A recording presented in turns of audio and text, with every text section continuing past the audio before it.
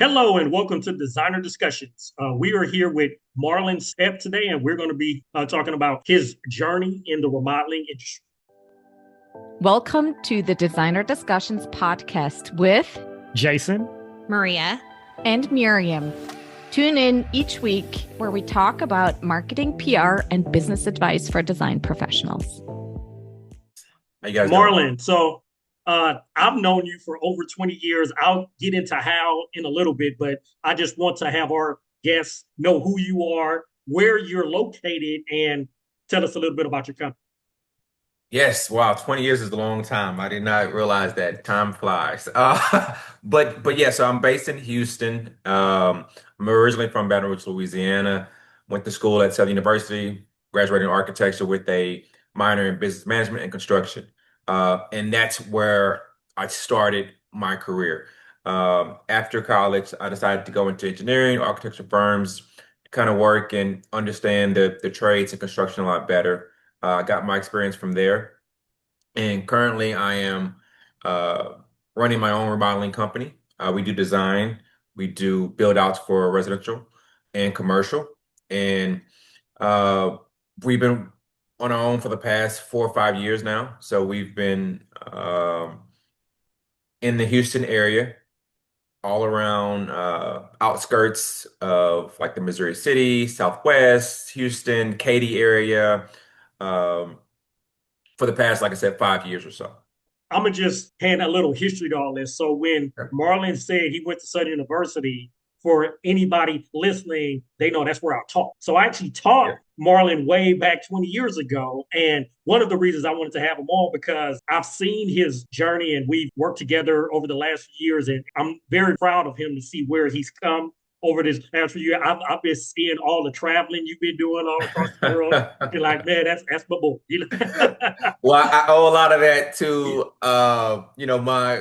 my career in Southern. So I enjoy it. So tell us a little bit about how did Steps by Step begin, and then you actually have a couple employees that I also talk to. So talk about how that happened and where you are now. Perfect. Okay, so it actually began very long ago when I was just doing like charity, community service. I was just really just trying to help out other people that were misplaced or had some losses or devastations from like floods and hurricanes and things like that. Living in the South, we have a lot of those. So it started out just by doing community service, helping people. And then after the community service was done, I would still get phone calls from like referrals that were saying, "Hey, look, we saw that you did, work and help with, this victim and you got their house back together. Can you come and help upgrade things?" And that kind of started my network of getting a team together to kind of help with this. And so it just started by doing community service with the churches and other outreach programs. And from there, I established a network of a team of solid subcontractors and guys that work for me full time that have been in the trade for years. And we just created a common bond and a common core values to kind of help us grow along the way. How long have you had the company? I would say about 5 years. Okay. Over that 5 year time frame, what have been some of the highs or lows that you've went through? Great question. So some of the highs, obviously getting into a lot of the commercial projects that we've been doing. So initially when we started out, it was just like, some repairs. It was maybe some designs here and there for small additions to homes. We were maybe doing some paint jobs, maybe some flooring jobs. It was super small. And for us to be able to uh, be at tables where we're talking to clients that are owners of hospitals, owners of gyms, owners of restaurants and bars in Houston, for us to be able to get in that room and have us be successful, that's a huge high for us because you know coming from where we started from, we didn't think that we would be you know helping build and remodel some of the hottest, nightclubs in Houston, which is to me a super high. Some of the lows, obviously, seeing some of the devastation from fires, from hurricanes, from floods, seeing how it can impact families, seeing how it can bring devastation to families. It's not something that we like to see, obviously, but it's something that we enjoy helping with. Um, we typically prioritize those clients over anything. So if something we're proud of is that we may be working with the client on a kitchen remodel, or maybe something that they just want to upgrade. If a client calls us that has been displaced or devastated from a fire or something like that, we typically try to fit them in as quick as possible to make sure that they're back home and comfortable. So even though we may be working on another project, we tend to try to stretch ourselves to make sure that everybody's accommodated. And we make sure that those are prioritized first. So that's something we're very proud of. So tell us a little bit about your team, because I know Nick also taught. Nick, Yes. he's actually on your team. So how did you end up connecting with some of your classmates? Nick has been amazing with us. He's very versatile when it comes to client aspects of communications, and just also just the design aspect as well. So Nick and I, we became pretty good friends in school, and so we've always just kind of kept in touch. And so Nick moved out here to Houston for a little while from Louisiana, and once he moved out here, we just kind of continued to work together and continue to bounce ideas off one another to figure out like what's a good avenue for us. And so Nick was able to help bring on clients. Nick was able to help with project management, and even get in and get his hands dirty as well with some of the construction. So it's just been good having some guys around from school, because you have that number one camaraderie, you have that trust as well. And so we also have that, I guess, the same like upbringing, to where we both understand like where we come from, what it takes to be successful. And so it's just good to have people like that around, especially somebody that you've been knowing, like you said, 20 plus years. That's huge. And even I got some friends I grew up with that work with me as well. One of my closest partners is Pat, and I've been knowing Pat since I was probably 10, 15 years old. And he's from Baton Rouge as well. Went to school at Southeastern, and he's one of the most amazing guys that I can say that works with us on our team. Very passionate about what we do, and he's been helping us lead the way. Now, with the job that you did, because you said you met with gym owners, you met with presidents of hospitals, how do you get a lot of these jobs now today? I will say a lot of it comes from referrals. It comes from networking. It comes from marketing. It just comes from being available. It comes from quality service. I will say that working with you has played a huge factor in opening up that network and that database for us to be able to sit at those tables. And so, you can be in front of people all day, but until they see, the quality, and they see that, somebody else trusts you, I think that goes a lot further. And that's the major aspect of why we're able to grow the way we have gone in the past few years. Do you just only work in the Houston area, or do you work in other areas as well? It's very subtly working in other areas, but we do a lot of design work outside of the state. So we'll help with that aspect of things, but being on site is very difficult when the majority of the team is based in the Houston area. But we have traveled obviously to Louisiana to help out a lot with projects out there. Where are you wanting to take steps by step in the next 5 to 10 years or 20 Oh, years? great question. And I can answer that quickly, because I think about it almost every day. Next 5 or 10 years, we definitely want to be a developmental company. We want to do ground up projects, and we want to be more involved in the community. We want to be a go-to outreach company where people can rely on us to help out in troubling times. So obviously not as big as FEMA, but I do want us to to come up in those rooms when FEMA is discussed. So those are the avenues that we plan on going down in the next 5 or 10 years. And hopefully we can sit down in 5 or 10 years and we can replay this and we can see exactly where we've gone and accomplished those goals at. I like that. I like that. Miriam, did you have any questions? Yes, actually, I do. So, because you guys both have alluded to the fact that you have worked together, and I was just wondering, so when you first started your business, like what did your marketing look like? And then Got what it. what made you realize that you needed help? And like what has Jason's team been able to do for you? Great question. So obviously, like the major thing that I realized at first was that we had so much downtime. We had so much free time. We had so much time in between projects. And obviously, it's not sustainable to grow a company that way. And so that was our major red flag of Mm, saying like, hey, look, we got a project now, but the next project doesn't start until another month or another, few weeks or so. And so that's how it was previously. And then, working with Jason, we've been able to kind of have projects lined up back to back. And so mm, that's the major difference from when it started versus where we are now. mm, And, keeping that consistent line of work, it helps us be able to, obviously one, grow, but also, you know, help as much people as we can. And I think mhm. that to me, that's the most important thing. Um, was I able to answer that question? Yeah, no, I think Okay. that's I know really it's like a cool. I'm two-part like, question, right?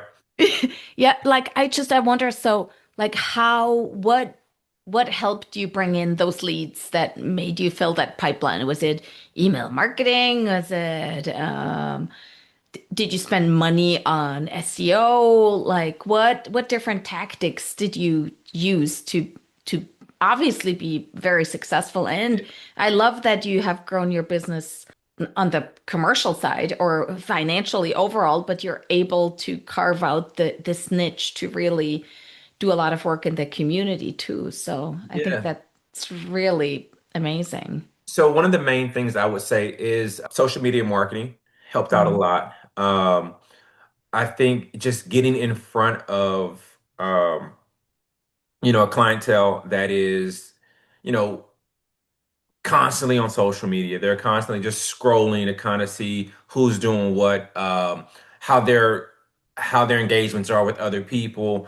Um, I think that's been a huge help. Also, in my opinion, I think that websites are mm, pretty impactful as well because you can easily share those. You can easily go to a website and check out somebody's portfolio, or you can see somebody's client reviews. I think that's huge, and just overall, just providing good quality. hmm And once you provide good quality, and once you're able to kind of show and display your portfolio on either your website or social media, that begins to get shared a lot. And once it gets shared from somebody that you trust, then you're like, okay, if my friend or my family member was able to kind of share this with me, they must obviously have had a great experience with them, or either they see something in that company that obviously would work for me and what I'm looking for. So I think those are the major aspects of growing and kind of being able to you know market yourself in a positive light. hmm One of the things I can add with Marlon, what I like to talk to a lot about our clients is he does not mind being on camera. And he will hmm video the whole process, which oftentimes, remodelers don't want to video the process. He will have that, whether it's hmm edited or not. He'll Yeah. he'll, he'll just put it Right. up on Right. social Most media. times it's not You edited. It's raw footage. know? Yeah. I got to get better at that. And I was laughing with some of my buddies of mine. It's like, we're not content creators. We're not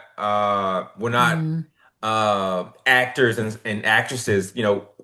We we do construction. We do mm project management. And so we're having to venture into that realm of content creation because that's what mm people want to see. That's how you kind of sell yourself in this day and hmm age. We don't Yeah. have TV shows like some HGTV's shows that are on right now, but hopefully maybe one day. But as of right now, hmm it's through social media, websites, and word of mouth.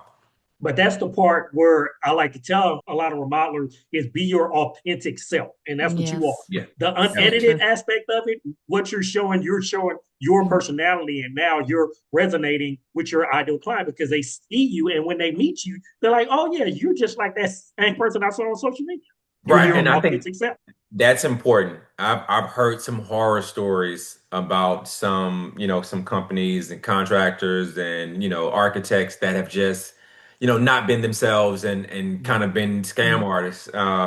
And I'll be honest with you, whenever I, talk to clients, I'm always cautious of like their past, like traumatic experiences with other Mhm. companies.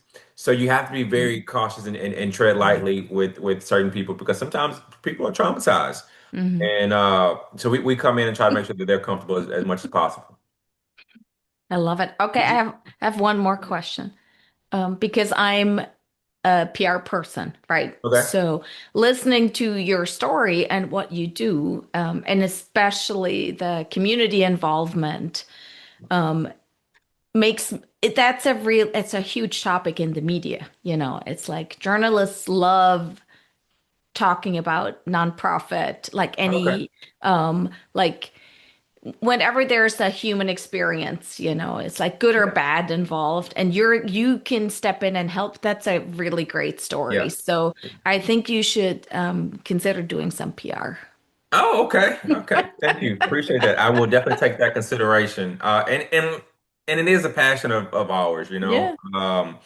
Yeah. We work with the church called Hope City, and this past year we were able to um help remodel a like outreach slash like kitchen slash community center Hmm. this year, and it was super impactful. Right now they're able to uh, house food, clothes, and um, other, like just like little computers for uh, the neighborhood, which I think was super helpful. We didn't do too much, but we got in and we repainted, we did some Hmm. flooring, we helped set up some cabinetry and things like that. But just like the impact that comes from it is something that we Hmm. value a lot.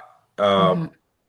So it's something we enjoy doing, and you'll find us a lot with you know different types of churches, different types of outreach programs Hmm. that are constantly trying to give food or any Yeah. type of help and services to the community. So and we Is it? post that on our website Yeah. sometimes as well. Do you talk about that on your social channels, like the community projects that you do? No. Not as Not as much as much, he should. but I, Not as I much as he should. should. Yeah, I definitely want to get more into it. And we also had a one of the nice ones that we did this past year was we worked with a group called Be Impactful, and they are doing some amazing things. So if you guys ever get a chance to Mhm. check them out, follow them on social media. They do a lot for the community out here in Houston, Mhm. and also I think out there like North Carolina, South Carolina, and things like that. But I was able to work with them this past year to create something called it's a mini library, and Mhm. basically what it is, it's like these little house pods, small little, maybe like a large mailbox pods that are just placed in different communities that you can go in and uh, rent books, kind of put in books. It's basically Mhm. just Mhm. like Mhm. Yes. Mhm. a way for us to kind of bring literature and education to areas that don't necessarily have access to public libraries and things like that. So I was able to work with them this past year to build these little libraries, and it's been a huge impact to the area and community. Mhm. I was able to kind of document a little bit of that. Just so grateful to be able to be a part of that, and Yeah. our team is enjoying working with them as well.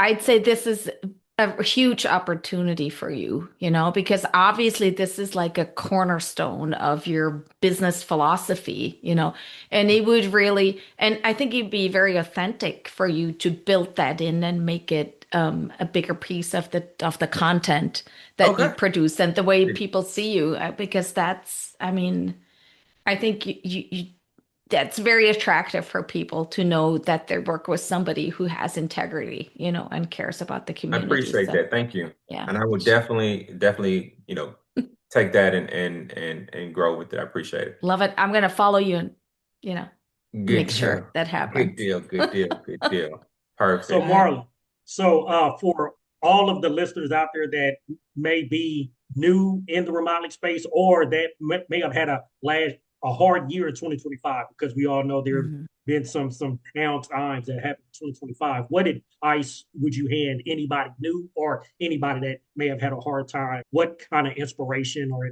advice can you hand them? I would definitely say that having a solid team and support system is huge. You have to have a team that you can rely on. And that goes for in-house and also for your subcontractors. Being able to be available is huge. And that comes with like the reliability aspect of things. So having a team that not only does great quality, but is also available and reliable is a major factor in being successful. And I think that's the key thing, in my opinion, when it comes to like the quality of work. So that's one aspect of it. Also, you know, there's going to be slow seasons. You have some people that are, just focused on like getting their friends and family in, getting their Christmases done. They're traveling, their holidays. This is the perfect time to, I guess, like sharpen your skills, or this is the perfect time to kind of catch up on maybe your admin or your invoices and things like that. So uh, you have to understand, excuse me, you have to understand that there's going to be some downtime. It doesn't necessarily mean you quit and throw in the towel. It just means you have to find other ways to be productive. That's the gist of it, I would say. So what is steps by step into now outside of the remodeling? What do y'all do? So right now we've started to dive a lot into investing real estate, and so we've been working with short-term rentals, long-term rentals. We've been doing some flips and things like that. Um, we've been partnering up with some different investors, working with their projects. And so we're starting to almost become like our own clientele in an aspect of things. So we're purchasing properties now, we're purchasing land and stuff now. And so that's something that we couldn't have done without the previous process. So I think that us growing is just it's just a different avenue for us to continue to grow. And I guess what I'm trying to say. And so when you're involved with the remodeling aspect of things and when you're involved with the design and architects and construction, you just naturally fall into that investment role, in my opinion, sometimes because you're around so many different investors. And so once they realize, hey, look, maybe we can kind of bring on, this team to kind of go with us down our investment, paths and things like that. And you kind of start to take your own paths.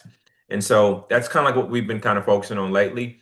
And I think it'll just continue to go down a different path of the development aspect of things. And so, our goal is to one day to fund our own projects to rebuild, develop, and to create housing for, obviously the multifamily housing and maybe families that are less fortunate. So, that's where we're going right now. Awesome. Well, we've enjoyed this conversation. So if anybody is listening, wants to reach out to you, how do they get in contact? The best way is reach out to the website.